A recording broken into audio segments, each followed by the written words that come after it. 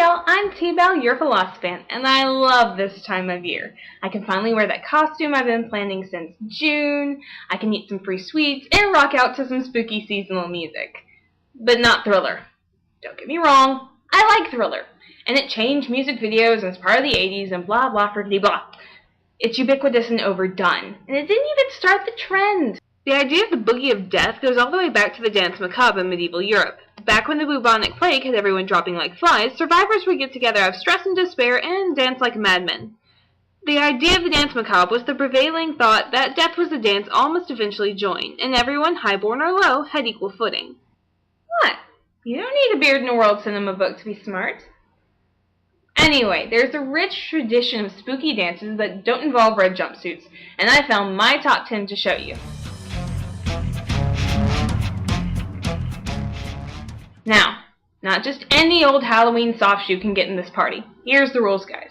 Number 1, it must be spooky. Now, there's a huge difference between something spooky, something scary, and something just plain weird. There's a reason Lady Gaga isn't on here. Something can make you feel unease or even fear, but not haunted. The spooky aesthetic presents death on a conceptual level rather than for primal fear. Spooky can be and often is funny as well. Number 2, dancing must be the focus. You have no idea how many things it pained me to cut because of this, including some of Hollywood's darker stuff. Everything else was present, but there just wasn't enough dancing. Number 3, the visual aesthetic should complement the theme. I shut out some lovely ballet numbers for this.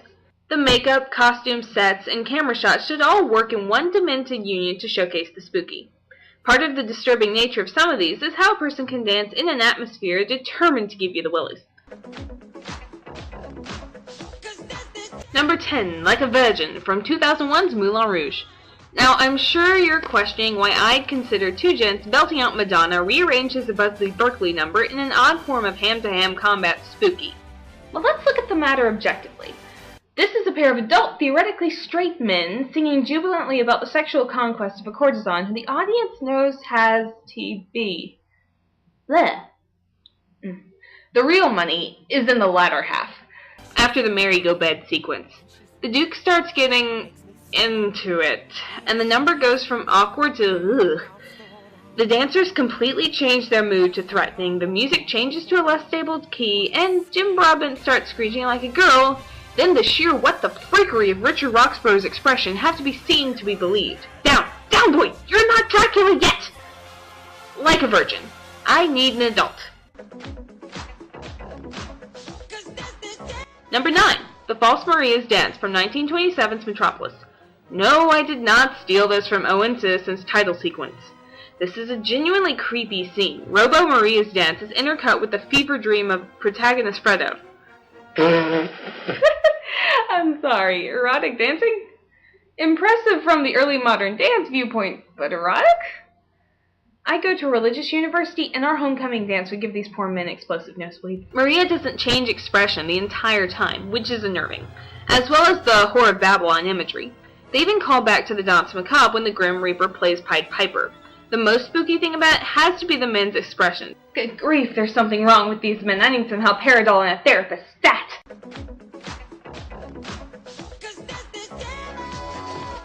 Number 8. You knew this was coming. How could you not know this was coming? This is the second most obvious number next to Thriller, and it's even easier to learn the dance. It's just a jump to the left. Seriously, the time warp from Rocky Horror Picture Show is iconic and notoriously entertaining. The number also more than fills the spooky quota by setting it in what looks like the Munsters let Andy Warhol throw a New Year's Eve party in their house. Everyone there is obviously bat guano crazy and loving it. Honestly, who can blame them? It's a fun dance. So break out the corsets and the fishnets, and let's do the time warp again.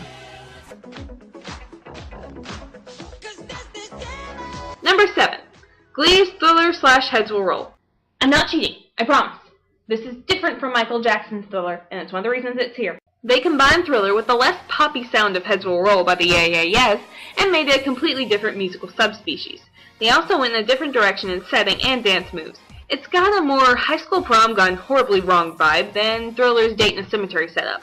The songs splice together well, and the dancing recalls grotesque horror while still being fun. Anyone redoing Thriller has a big grisly shadow to deal with, and I think those crazy leaks did just fine.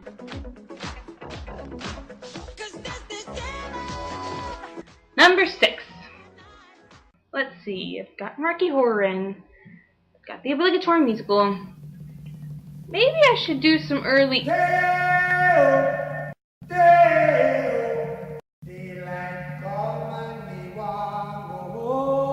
From 1988's Beetlejuice, the banana boat scene made yuppies lip-syncing to Harry Belafonte truly a fright. The dancing might not be much to write home about comparatively, but remember, the actors are trained to look possessed, confused, and secretively enjoying it all while trying to remain their hipster nonchalance. The music is fun, and made slightly threatening by the looks on the guests' faces. Then it ends on a great gag that will have you thinking twice before ordering your next shrimp cocktail. So grab your bongo drums and jump in the line. Just don't bother the neighbors. No, hold it, man. It's too shrill, man. It's too piercing. Number 5. The ballroom dancers from the Haunted Mansion. I am counting both the original animatronics and the dancers from the Halloween parade. Atmosphere is everything with these guys. The ballroom scene is the first large-scale ghost effect and is filled with mostly comical characters. Then these cats are gracefully waltzing in and out of existence, completely absorbed in the other and their dance. They enjoy their dancing so much, a silly little thing like death wasn't going to stop them. Now that's spooky, in a poignantly beautiful way. In the parade, the dancers do a good job of translating that feeling into a different setting. They use more ballroom dance influences and manage to make the zombie gate a bit more dignified. Plus, they remember that the women lead the men in the original ballroom. Gotta love that Pepper's ghost effect.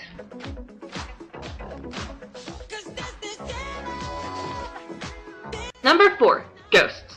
See, Michael's still on here. We don't need Thriller to have Spooky Michael. This is Michael Jackson's 1997 short film where he plays this Willy Wonka-coon crypt keeper gent who enjoys giving kids a good healthy scare despite the concerns of parents.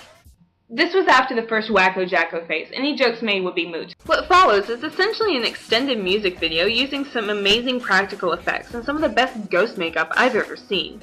The choreography is phenomenal, especially considering the dancers' get-up. The point where they're dancing on the ceiling is fairly awesome, and it was pretty out there, even for Michael, and I definitely appreciate it. Agent M, wherever you are, thank you.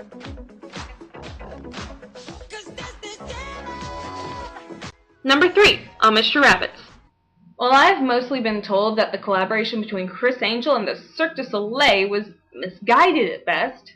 I was lucky to catch one of the scenes on So You Think You Can Dance before it was cut.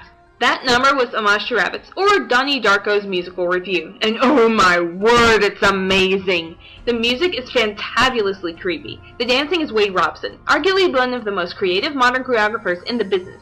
The premise and use of the bunny coffin, apologies Phil, hits the spookiness perfectly, and the costumes range from ears and face paint to Frank's Bordello cousin to full-on furry. All of this without inhibiting the dancer's capabilities and keeping the same archaic vibe.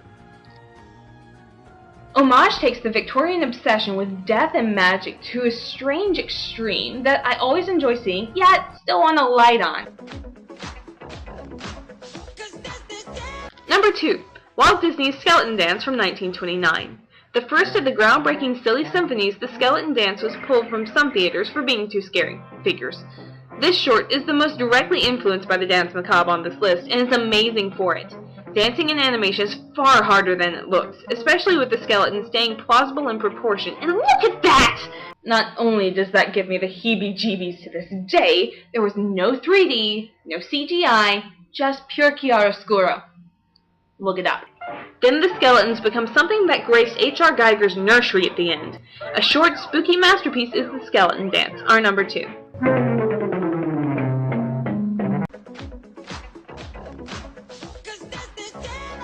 The number 1 spookiest dance is Rama Lama from Season 2 of So You Think You Can Dance. I'm using the 6th season re-choreograph. I'm not an avid reality TV person, but I love this show. The skill, the stories of the dances, the partnering, the costumes. I love this show. Then Wade Robson, amazing freaking choreographer, gave us a group number that combines elements of all our previous performances into a perfectly demented zombie jamboree. The stage setting stays normal for the show, and the lighting is altered minimally, leaving the dancers the sole responsibility of conveying the atmosphere. And they pull it off. The makeup and costumes are a perfect mix of ghoulish and aristocratic. They make very clever and natural use of their space. The dancing is both creepy and elegant and perfectly fits in with the Royce and Murphy song. These guys stay in character every moment they're on screen.